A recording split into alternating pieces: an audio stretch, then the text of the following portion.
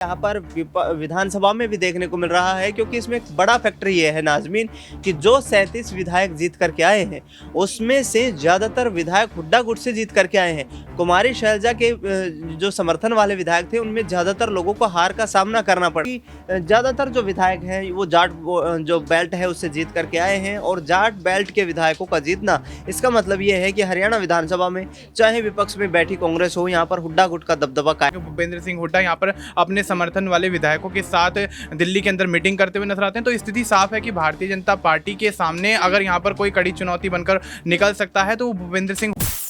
नमस्कार, मैं नाजमीन खान और आप देख रहे हैं SPN 9 news. Bharatiya Janata party Haryana में तीसरी बार सत्ता में आ जाती है। भारतीय जनता पार्टी के तहत विभागों का बंटवारा भी हो जाता है। विधानसभा सत्र के दौरान तय हो जाता है कि विधानसभा अध्यक्ष कौन होगा। इसके साथ साथ कई विधायक शपथ लेते हुए भी नजर आते हैं। लेकिन कांग्रेस पार्टी से कौन होगा जो विपक्ष में नेता प्रतिपक्ष की भूमिका निभाता हुआ नजर आएगा? कौन होगा जो विधानसभा में अपनी आवाज को सत्ता पक्ष के खिलाफ बुलंद करता हुआ नजर आएगा? कौन कांग्रेस पार्टी के तहत होगा नेता प्रतिपक्ष? इसका चयन होना अभी बाकी है।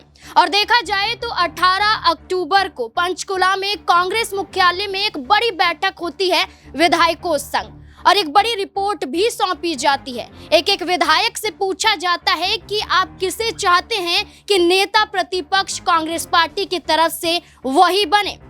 अब ऐसे में जो 18 अक्टूबर को बैठक होती है उसमें जो जिम्मेदारी निभाते हुए नजर आते हैं वो राजस्थान के पूर्व मुख्यमंत्री अशोक गहलोत होते हैं, पंजाब के नेता प्रतिपक्ष प्रताप सिंह बाजवा और वरिष्ठ नेता अजय माकन भी मौजूद होते हैं।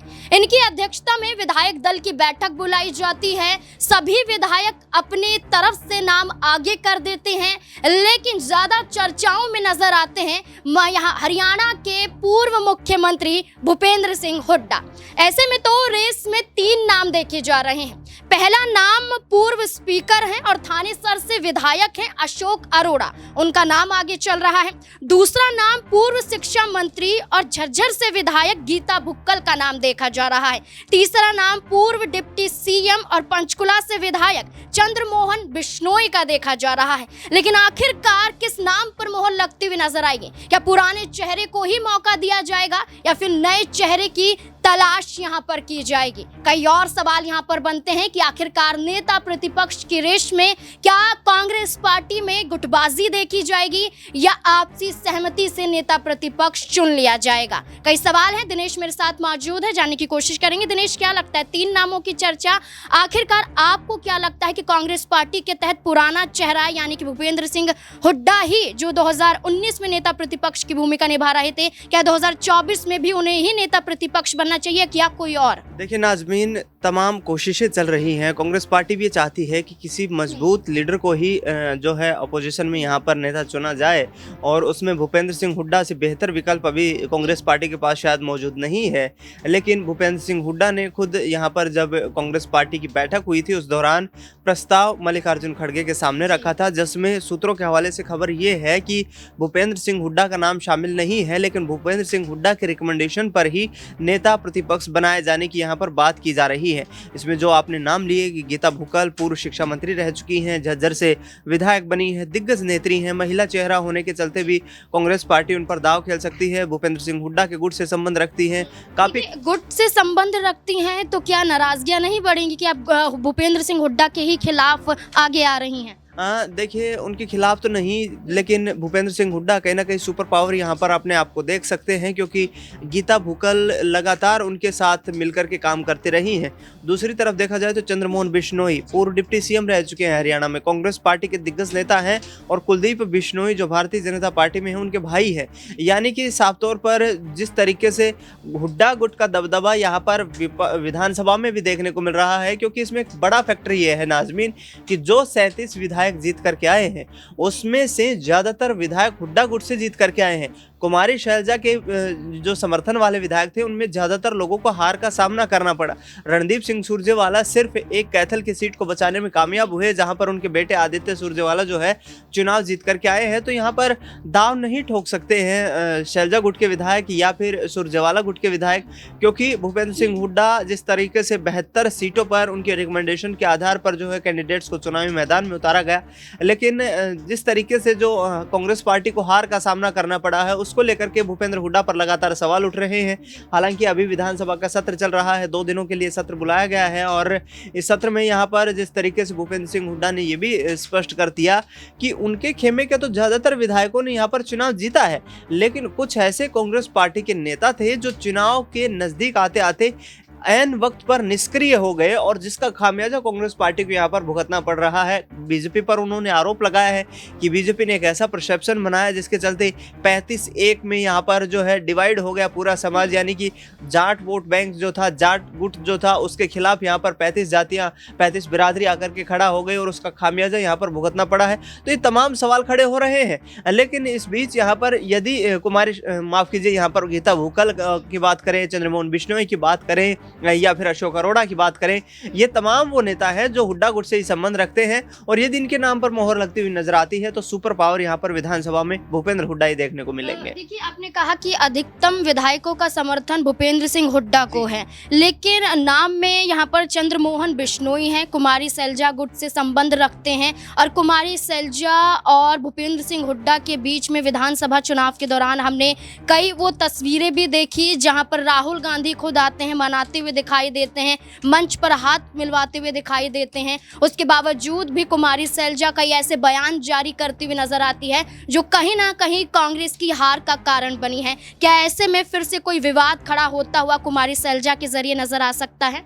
देखिए, आप जो राहुल गांधी की उस जनसभा का जिक्र कर रही हैं जो उन्होंने पानीपत के असंध में की थी और असंध सीट से ही शमशेर सिंह गोगी जो कि कुमारी सैलजा गुट से संबंध रखते हैं, उनको हार का सामना करना पड़ा है। उनका एक विवादित बयान भी चुनाव प्रचार के दौरान सामने आया था कि पहले यदि सरकार बनती है तो अपना घर भरेंगे, उसके बाद में जो सहयोगी कार्यकर्ता हैं उनकी मदद करेंगे। यानी कि इस तरीके के बयान यहाँ पर कांग्रेस पार्टी के तमाम नेताओं की तरफ से दिए गए जो कि उनकी हार का एक प्रमुख कारण बने। लेकिन जिस तरीके से आपने जिक्र किया कि यहाँ पर चंद्रमोहन बिश्नोई सैलजा गुट से संबंध रखते हैं, मैं इस बात से इत्तेफाक नहीं रखता हूँ, क्योंकि चंद्रमोहन बिश्नोई लंबे वक्त से राजनीति में सक्रिय हैं और पूर्व मुख्यमंत्री चौधरी भजनलाल के बेटे हैं। हालांकि लगातार जो है भजनलाल परिवार और भूपेंद्र सिंह हुड्डा के बीच सीएम कुर्सी को लेकर जद्दोजहद देखने को मिलती रही है। जिस वक्त कुलदीप बिश्नोई कांग्रेस पार्टी में शामिल थे उस दौरान भी उनकी महत्वाकांक्षा ये थी कि उन्हें मुख्यमंत्री की कुर्सी मिले, लेकिन ऐसा संभव नहीं हो पाया। उसके बाद कांग्रेस पार्टी को छोड़ करके हरियाणा जनहित कांग्रेस भजनलाल के नाम से एक पार्टी को बनाते हैं। हरियाणा जनहित कांग्रेस भजनलाल की पार्टी के 6 विधायक 2009 के विधानसभा चुनाव में जीते हैं।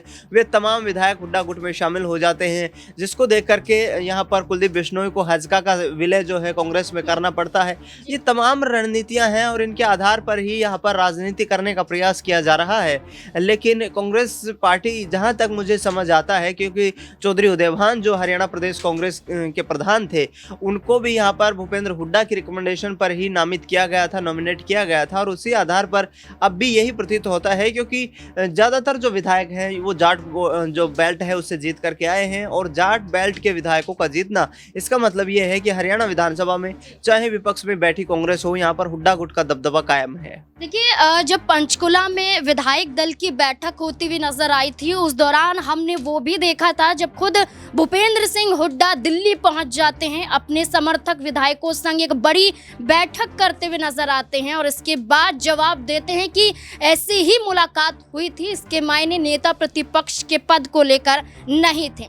लेकिन आखिरकार भूपेंद्र सिंह हुड्डा को किस बात का डर था कि वो अपने समर्थक विधायकों को लेकर दिल्ली पहुंच जाते हैं और कहीं ना कहीं कांग्रेस पार्टी में दबाव बनाने की कोशिश कर रहे थे कि नेता प्रतिपक्ष तो वही बनेंगे। मनीष मेरे साथ मौजूद है, जानने की कोशिश करेंगे।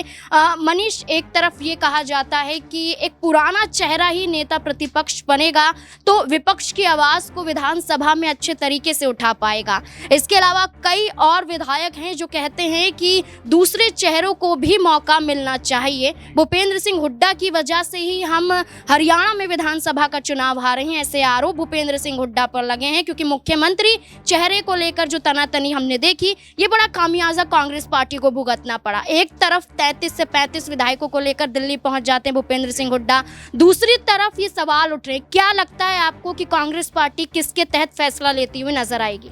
जी बिल्कुल, यहाँ पर देखा जाए तो लंबे समय से यही कयास लगाए जा रहे हैं कि भूपेंद्र सिंह हुड्डा ही नेता विपक्ष की भूमिका निभाते हुए नजर आएंगे। तो अब ऐसे में देखा जाए तो भूपेंद्र सिंह हुड्डा का दबदबा हरियाणा की राजनीति में ज़्यादा है, और जिस तरीके से यहाँ पे चंद्रमोहन बिश्नोई और यहाँ पर गीता भुक्कल का नाम आ रहा है, और यहाँ पर तमाम जो नाम निकल कर आ रहे हैं वो कहीं ना कहीं उम्मीदवार के तौर यहाँ पर देखा जाए तो उस पद के लिए कारगर तो हैं, लेकिन कहीं ना कहीं जिस तरह का दबदबा हरियाणा की राजनीति में भूपेंद्र सिंह हुड्डा का है और सूबे के मुख्यमंत्री रहे हैं, तो अब ऐसे में देखा जाए तो भूपेंद्र सिंह हुड्डा भी यही चाहते थे कि अगर उनकी सरकार बनती है, यानी कि कांग्रेस की सरकार बनती है, तो उनको मुख्यमंत्री बनाया जाए। सरकार नहीं बनी और कहीं ना कहीं आंकड़ा जो वो बहुत कम अंतर से यहाँ पर फासला उनका रहता हुआ नजर आया। और देखा जाए तो अब सरकार ना बनने के कारण जिस तरीके से यहाँ पर कांग्रेस की मीटिंग्स हो रही हैं नेता विपक्ष को लेकर, तो कहीं ना कहीं मैं मानता हूँ कि भूपेंद्र सिंह हुड्डा ही हरियाणा की राजनीति में कांग्रेस की तरफ से वो चेहरा है जो हरियाणा की राजनीति में अच्छा दबदबा रखते हैं और एक नेता विपक्ष के तौर पर अच्छी भूमिका निभाते हुए